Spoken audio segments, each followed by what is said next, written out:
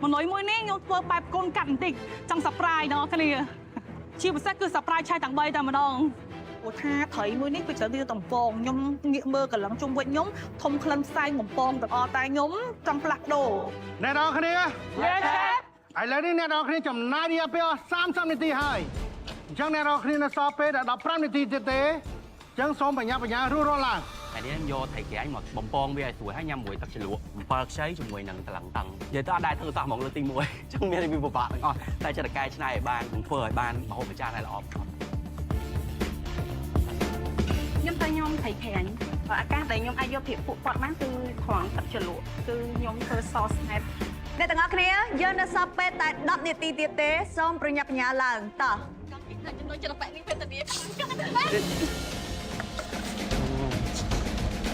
ទូភ្លើងយើងចំណាយពេលអស់40នាទីហើយនៅសល់តែ5នាទីទៀតទេសូមធ្វើការរៀបដាក់ចានហើយនៅការតុបតែងបានស្អាត Yes chef អត់មានអីផ្សេងតុបតែងទេបាទតុបតែងដាក់ម្ទេសកដាលទៅគាត់មើលហើយដាក់អីចុះបាទមានសុសអីដាក់ស្អីសុសអត់អត់មានទេអត់សុសទេអត់មានសុសទេបាទបានហើយនោះចូលជាតិវានៅនោះមកក្រៅរំលឹកខ្ញុំវាការតុបតែងព្រោះខ្ញុំវាអត់ទាន់មានបទពិសោធន៍នោះទេហើយ chef សេបខ្ញុំចាប់អារម្មណ៍ឃើញទៅលើម្ហូបរបស់ស្រីពេជ្រហើយជាងគេមានសុសពណ៌ខៀវ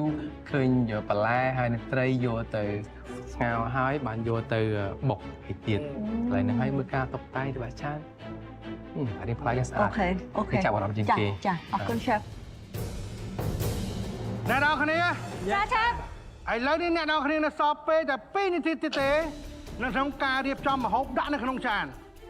ជាមួយនឹងការតុបតែងដ៏ល្អបងប្អូនអ្នកនរគ្នាចា chef បំពងពីរដងឲ្យធ្វើចឹងមកកើតបើ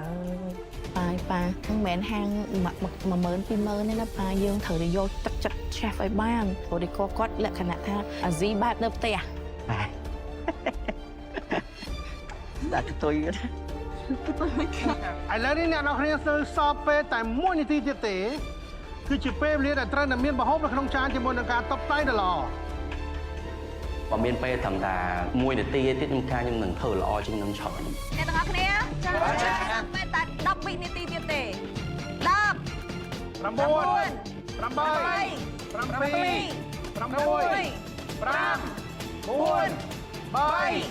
2 1សំលើកដៃឡើង